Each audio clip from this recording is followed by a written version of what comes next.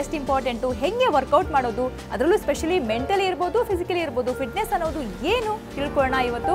So ನಮ್ಮ ಜೊತೆ ಇದ್ದಾರೆ ಫಿಟ್ನೆಸ್ ಎಕ್ಸ್ಪರ್ಟ್ ಸಂಗೀತಾ ಗೋಪಾಲ್. ಬನ್ನಿ ಅವರಿಗೆ ಕಾರ್ಯಕ್ರಮಕ್ಕೆ ಸ್ವಾಗತ ಕೋರ್ತಾ ಫಿಟ್ನೆಸ್ ಬಗ್ಗೆ ಸಾಕಷ್ಟು ಮಾಹಿತಿ ತಿಳ್ಕೊಳ್ಳೋಣ. Sangeetha, welcome to the show. So ನಮ್ಮ ಹೆಣ್ಮಕ್ಳಲ್ಲಿ ಕಾನ್ಶಿಯಸ್ನೆಸ್ ಬರೋದಂದ್ರೆ ಟಮ್ಮಿ, ಅಂದ್ರೆ ನನಗೆ ಅದು ಡೆಲಿವರಿ ಆದ ನಂತರ ಅಂತ ಅದೆಲ್ಲ ಹೋಗುತ್ತೆ. ಬಟ್ ಎವ್ರಿ ಬಾಡಿ ಏನಾಗುತ್ತೆ ಅಂದ್ರೆ ಎವ್ರಿಬಡಿ ಓವರ್ ನೈಟ್ ರಿಸಲ್ಟ್ಸ್ ಎಕ್ಸ್ಪೆಕ್ಟ್ತಾರೆ. ಒಂದು ಹೆಂಗಸು ಡೆಲಿವರಿ ಆಗ್ತಾಳೆ ಅಂದರೆ 9 ತಿಂಗಳಾಗಿದೆ, ಅವಳ body the kind of hormonal changes that goes through it takes 9 months. So give your self 1 year's time. ನಿಮ್ಮ ಮಗುದು ಫಸ್ಟ್ ಬರ್ತ್ಡೇಗೆ ನೀವು ವಾಪಸ್ ಆ ವೆಯ್ಟಿಗೆ ಹೋಗಬೇಕು. That is the general saying. So one third depends on if you have had a cesarean or a normal delivery. All these factors, please consult a doctor before you start any kind of physical activities. People who have delivered, ಅದು ಮಾಹಿತಿ ಮೈಂಡಲ್ಲಿ ಇಟ್ಕೊಂಡು ಆಮೇಲೆ start ಆಗಿ. So give your self 1 year's time. ಏನು ಅವಸರ ಇಲ್ಲ, ನಮಗೇನು ಮಾಡೆಲ್ ಆಗಬೇಕು ಅವಸರ ಇರುತ್ತೆ. ಸೊ ನಮ್ಗೆ ಹೆಲ್ತಿಯಾಗಿದ್ದರೆ ಸಾಕು. If you are healthy, if you are able to beat stress, ನಾವು ಡೈಲಿ ಲೈಫಲ್ಲಿ stress mentally if you are beat, ಒಳ್ಳೆ ನಿದ್ದೆ ಮಾಡಿ, ಒಳ್ಳೆ ನಮಗೆ ಸ್ಟ್ರೆಸ್ ಹ್ಯಾಂಡಲ್ ಮಾಡೋದು ಇದು ಬಂದ್ರೇ, ತಾಕತ್ ಬಂದ್ರೇ that is called fitness. Fitness not necessary you have to be slim. ನಾವು ವಿಭಾಷಾ ಥರ ಇರಬೇಕು, ನನಗೆ ಪ್ರಿಯಾಂಕಾ ಚೋಪ್ರಾ ಥರ ಇರಬೇಕು, ಅವೆಲ್ಲ ನಮಗೆ ಡೈಲಿ ಸ್ಟ್ರೆಸ್ ನಮ್ಗೆ ಹೆಂಗೆ ನಾವು ಕಂಟ್ರೋಲ್ ಮಾಡುತ್ತದೆ, how healthy we are. If we are healthy, that is there is no physical mental health ಕೂಡ ಇದೆ ಕನೆಕ್ಟ್ ಆಗುತ್ತೆ. ಅದು ಆಟೋಮ್ಯಾಟಿಕ್ಲಿ ಫಿಸಿಕಲ್ ಇದ್ಬಿಟ್ಟು ಆಟೋಮ್ಯಾಟಿಕ್ಲಿ ಮೆಂಟಲ್ ಹೆಲ್ತ್ ಬರುತ್ತೆ. ಹೌದೌದು. ಸೊ ಆಮೇಲೆ ಇನ್ನೊಂದು ಡಯಟ್ ಅಂತ ತುಂಬಾ ಜನ ಅಂತಾರೆ, ನಾನ್ ವೆಜ್ ತಿನ್ನೋರು ಹೇಳ್ತಾರೆ ನನಗೆ ಊಟ ಬಿಡಕ್ಕೆ ಸಾಧ್ಯನೇ ಇಲ್ಲ, ನಾನು ಡಯಟ್ ಇದು one more myth. It is very wrong thing. ಅಂದರೆ ಟು ಸ್ಕಿಪ್ ಮೀಲ್ಸ್. ಇವಾಗ 1 ಡೇಗೆ 3 meals ಅಂತಾರೆ. ಇವಾಗ people who are dieting cut down your meal to 5 meals a day. ಏನು ಮಾಡ್ತಾರೆ, ಬೆಳಗಿಂದ ಸಾಯಂಕಾಲ ಏನು ತಿನ್ನೋದೇ ಇಲ್ಲ. ಸಾಯಂಕಾಲ ಒಂದು 6 ಗಂಟೆಗೆ ಆ ಮೂಡ್ ಸ್ವಿಂಗು. ತಿಂದಿಲ್ಲ ಅಂದರೆ ಫಸ್ಟು ಬರೋದು ಹೆಂಗಸರಿಗೆ ಮೂಡ್ ಸ್ವಿಂಗ್ಸು. ನಮ್ಗೆ ಟೈಮ್ ತಿನ್ನಬೇಕು, ಪ್ಲಸ್ ವಿ ಹ್ಯಾವ್ ಹಾರ್ಮೋನಲ್ ಚೇಂಜಸ್ಸಿಂದ ಫಸ್ಟು ಬಂದ ತಕ್ಷಣ ಕೋಪ ಬರುತ್ತೆ, ಇರಿಟೇಷನ್, ಕ್ರ್ಯಾಂಕಿಯ ಮಕ್ಕಳ ಮೇಲೆ ತೋರಿಸ್ತೀವಿ, ಜಗಳ ಮಾಡ್ತೀವಿ, ಇದೇ ಫಸ್ಟು ಬರೋದು. ಬೆಳಗ್ಗಿಂತ ತಿನ್ನಲ್ಲ, ಸಾಯಂಕಾಲ 6 ಗಂಟೆ ಫೋನ್ ಮಾಡಿಬಿಟ್ಟು ನಂದಿನಿ ಬಿರಿಯಾನಿ ಆರ್ಡರ್ ಮಾಡ್ತೀವಿ. ನಾನು ಮಾಡಿದ್ದೀನಿ ಇದು, ಅದಕ್ಕೆ ಎಕ್ಸ್ಪೀರಿಯನ್ಸಿಂದ ಹೇಳ್ತಾ ಇದ್ದೀನಿ. ಸೊ ಟೈಮ್ ತಿನ್ನಿ ಆಫ್ಟರ್ ಎವ್ರಿ 2 meals. ಇದರಿಂದ ನಿಮ್ಮ metabolic rate it will build up your metabolic rate. You will be able to burn fast. ಇವಾಗ 4 hours ಹೊಟ್ಟೆಗೆ ಏನು ಕೊಡಲಿಲ್ಲ ಅಂದರೆ ಒಂದೇ ಸತಿಗೆ ಒಂದೇ ಶಾರ್ಟಲ್ಲಿ ಇಷ್ಟೊಂದು ಊಟ ಕೊಡಿದ್ರೆ ಅದು ಡೈಜೆಸ್ಟ್ ಆಗೋಕ್ಕೂ ಟೈಮ್ ಆಗುತ್ತೆ. That is metabolic rate.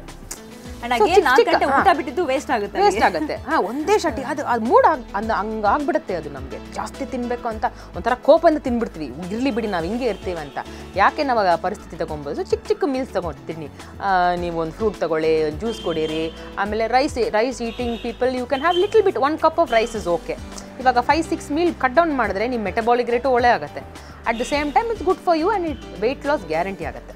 And try and eat everything by 6:30. Light, all heavy stuff ನಾವು some people ಗೆ ಕಂಟ್ರೋಲ್ ಮಾಡೋಕ್ಕಾಗಲ್ಲ. ಇವಾಗ sweet, some people have sweet tooth. Sweet ನಾವು ಊಟ ಆದಮೇಲೆ ಸ್ವೀಟ್ಸ್ ಬೇಕೇ ಬೇಕು ನನಗೆ. So at least till you get your desired weight. So sweet ಎಲ್ಲ ಮಧ್ಯಾಹ್ನ ತಿನ್ಕೊಂಡು ಮಲ್ಕೊಂಬೇಡಿ. At least B active. ಯಾವಾಗ ತಿಂತಿರೋ ಅವಾಗ ಆ್ಯಕ್ಟಿವ್ ಆಗಿರಿ. ಒಬ್ಬೊಬ್ರು ಏನು ಮಾಡ್ತಾರೆ, ಎಕ್ಸಸೈಸ್ ಮಾಡಿಬಿಟ್ಟು ಬಂದ ತಕ್ಷಣ ಚೆನ್ನಾಗಿ ಕೇಸರಿ ಬಾತು, ಪೊಂಗಲು, ನಾನು ಕ್ಲಾಸಲ್ಲಿ ನೋಡ್ತೀನಿ ಅಡಿಗೆಸಲ್ಲಿ ತಿನ್ಕೊಂಡು ಮಲ್ಕೊಂಡ್ಬಿಡ್ತಾರೆ. ಏನು ಪ್ರಯೋಜನ? ಅದು ಮಾಡಬೇಕಾಗಿಲ್ಲ.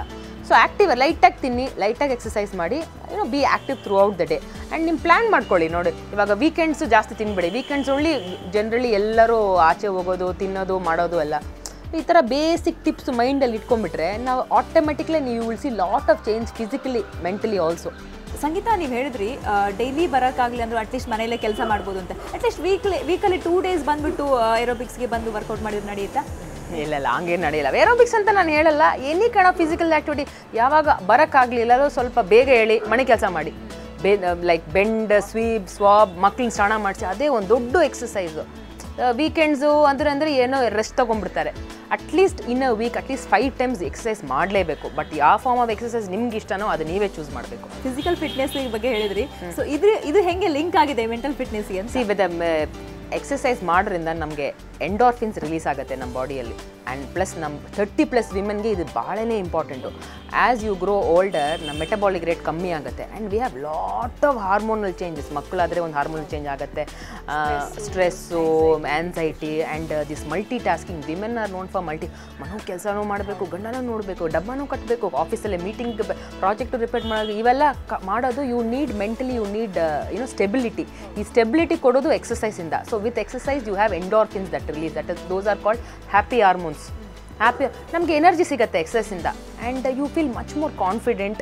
ಇವಾಗ ಎಕ್ಸಸೈಸ್ ಮಾಡಿದ್ರೆ ವಿ ಲುಕ್ ಗುಡ್, ಅದರಿಂದನೇ ಕಾನ್ಫಿಡೆನ್ಸ್ ಫ್ರೆಶ್ ಆಗಿರ್ತೀವಿ ಆ್ಯಂಡ್ ಮೆಂಟಲಿ ತುಂಬ ಅಲರ್ಟ್ ಆಗಿರ್ತೀವಿ. ನೋಡಿದ್ರೆ ಯಾವಾಗ ನೋಡಿದ್ರೆ ನಾವು ಏನೋ multitasking comes only because through exercise. Endorphins hormone form ಎಲ್ಲ ಬ್ಯಾಲೆನ್ಸಲ್ಲಿರುತ್ತೆ. ನಾವು ನಮಗೆ ಬೆನ್ನೋವಿರಲ್ಲ, ನೀ ಪೇನ್ ಆದರೂ ಒಂದು ಕಡೆ ಎಲ್ಲೋ ನೋತಾ ಇರುತ್ತೆ, ಒಂಥರ ಕ್ರ್ಯಾಂಕಿ ಆಗಿಬಿಡ್ತೀವಿ. ಇವೆಲ್ಲ ಎಕ್ಸಸೈಸ್ ಮಾಡೋದ್ರಿಂದ ಇವೆಲ್ಲ ಇರೋದೇ ಇಲ್ಲ. ಕಾನ್ಫಿಡೆನ್ಸ್ ಬರುತ್ತೆ, ಫಿಸಿಕಲ್ ಸ್ಟ್ಯಾಮಿನಾ ಇರುತ್ತೆ and so many other benefits when you exercise. So automatically when you are physically fit, ನಮಗೆಲ್ಲ ಪರ್ಫೆಕ್ಟ್ ಆಗಿದ್ರೆ ಮೆಂಟಲಿ ಆಟೋಮೆಟಿಕ್ ಬಂದ್ಬಿಡುತ್ತೆ ಬಿಕಾಸ್ ಆಫ್ ಎಕ್ಸಸೈಸ್. ವೀಕ್ಷಕರೇ, ನೀವು ಥಿಂಕ್ ಮಾಡ್ತಿರ್ಬೋದು ಫಿಟ್ ಆಗಿರೋಬೇಕು ಅಂತಂದರೆ ಎಕ್ಸಸೈಸ್ ಮಾಡಬೇಕು, ಅದು ಏನೆಲ್ಲ ಕಷ್ಟದ ಎಕ್ಸಸೈಸ್ಗಳನ್ನು ಮಾಡಬೇಕು ಅಂತ. No chance. ನಿಮಗೆ ಮನೆಯಲ್ಲೇ ಮಾಡುವಂಥ ಈಸಿ ಎಕ್ಸಸೈಸ್ಗಳನ್ನು ಹೇಳ್ಕೊಡ್ತೀನಿ. ಫಿಟ್ ಆಗಿರೋದು ಹೇಗೆ ಅಂತ ತೋರಿಸ್ಕೊಡ್ತೀವಿ ಚಿಕ್ಕ ಬ್ರೇಕ್ನ ನಂತರ.